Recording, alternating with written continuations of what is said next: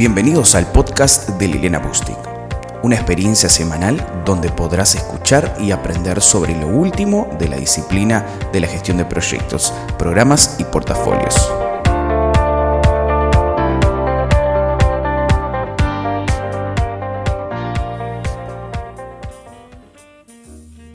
Este podcast lo titulé El universo de la gestión de riesgos, un tema que me encanta y que a veces hablamos poco de esto. Y cuando hablo del universo de la gestión de riesgos, me refiero a los diferentes tipos de riesgos que conviven en una compañía u organización, ya sea pública o privada, pequeña o grande. Es decir, esto es considerar los riesgos corporativos, los riesgos estratégicos de procesos y de operaciones, como generalmente los ERM o Enterprise Risk Management, por sus siglas en inglés, consideran, pero es también considerar los riesgos de contratos, proyectos, programas y portafolios. Asimismo, me gusta hablar de la gestión de riesgos de 360 grados, o dicho de otro modo, de la gestión integral de riesgos. En general se habla mucho a nivel corporativo de los ERM, que son los sistemas de gestión de riesgo corporativo, ¿no? Que viene de Enterprise Risk Management. Pero el tema con el ERM es que tiene una visión más bien operacional de procesos, de riesgos corporativos, estratégicos, pero no siempre, yo diría que en muy pocos casos, incluye además la visión de riesgos de proyectos, programas y portafolios. El ERM busca tratar del mismo modo todos los tipos de riesgos de la compañía sin considerar las particularidades relevantes que tienen algunos. Por ejemplo, los proyectos en comparación con las operaciones. Y a veces se obliga o se trata de hacer un plug and play de metodologías que funcionan muy bien para riesgos de procesos u operaciones, como la ISO 31000, por ejemplo, pero que no funcionan tan bien para programas o proyectos porque no fueron diseñadas para ese fin. Y hay diferencias relevantes. Por ejemplo, en los riesgos operacionales hay riesgos permanentes, como los ciberataques, para mencionar un caso. Son riesgos que siempre están latentes, no tienen una fecha de inicio o fecha de exposición. En cualquier momento podría haber un ciberataque. Sin embargo, los riesgos de proyecto no son permanentes. Un proyecto, por definición, tiene una fecha de inicio y una fecha de fin. Por lo tanto, la vida de los riesgos de un proyecto también es limitada. Otra diferencia es que los riesgos operacionales se enfocan en controles para tratar el riesgo, mientras que en proyectos, dado que son iniciativas nuevas que no existían antes, muchas veces no existen controles. Y por eso la gestión de riesgos de proyectos se enfoca más que en controles, en planes de respuesta o planes de acción.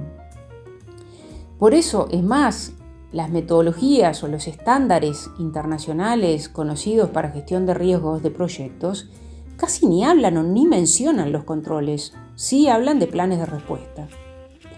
Estos son solo dos diferencias relevantes a considerar, pero en las empresas hay problemas frecuentemente para discutir estos temas porque no siempre los gerentes de riesgo corporativo están abiertos a hablar de estos temas. Y el problema que tienen es que a veces los gerentes de riesgo corporativo nunca trabajaron en un proyecto o programa y no entienden la dinámica de los proyectos. Y por otro lado, pasa lo mismo. Las personas que trabajan en oficinas de proyectos o en las PMOs no siempre conocen de riesgos operacionales o riesgos de procesos.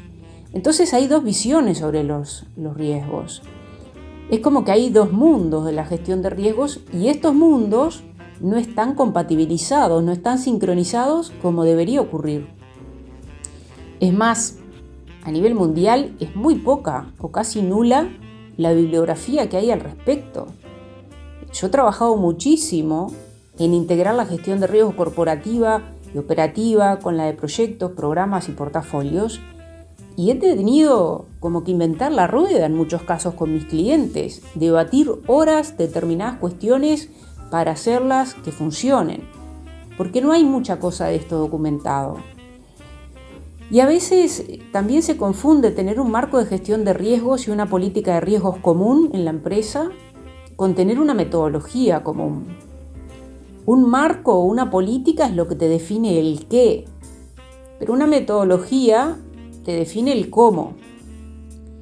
Y la metodología puede ser común, puede tener un gran core común, pero también tener y abordar las diferencias que tienen los riesgos para distintos grupos. Por ejemplo, gestionar los riesgos de contratos tiene particularidades que no tienen los riesgos de proyectos o operaciones.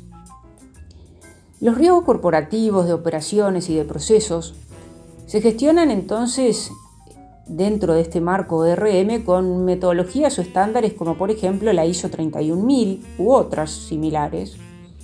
Pero para los riesgos de cartera, programas y proyectos se requiere una metodología distinta, un estándar distinto. Eso no quiere decir que todo va a ser diferente en una compañía. Gestionar un proyecto, una operación va a ser totalmente distinto. No, hay muchas cosas que van a ser común porque hay cosas básicas de los riesgos de ambos mundos que son iguales, que todo riesgo tiene un nombre, un número, un título, causas, impactos, etc. Pero hay cosas distintas. Por ello existen estándares de riesgos de proyectos específicamente, para considerar estas diferencias. Los riesgos de proyectos podrían gestionarse siguiendo lineamientos de estándares como los de PMI, como puede ser la guía PMBOK o los estándares de gestión de proyectos, programas y portafolios del PMI. Y de este modo, el marco general de RM lo daría la ISO 31000. Y son perfectamente compatibles. Yo tengo varios clientes. De hecho, esta semana moderé un taller de riesgos de un megaproyecto para una compañía cliente, donde a nivel corporativo se gestiona con la ISO 31000 en las operaciones, en los procesos, pero en los proyectos y megaproyectos utilizamos otra metodología que yo les ayudé a diseñar, que está basado en la ISO 31000 porque es el marco corporativo, pero que también incluye lineamientos de estándares de proyectos específicamente. Entonces, hay un core común entre todos los riesgos de la empresa, pero luego hay determinadas diferencias para los riesgos de proyectos y de operaciones, y en algunos casos esas diferencias son importantes.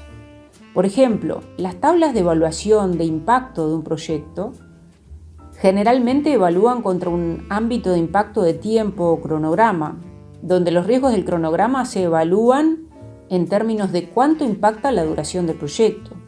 Eso no aplica a operaciones, porque en las operaciones es un proceso continuo, no hay un cronograma. Lo mismo si se utilizara el CAPEX o presupuesto del proyecto. Se evalúan los riesgos del costo del proyecto contra el presupuesto del proyecto.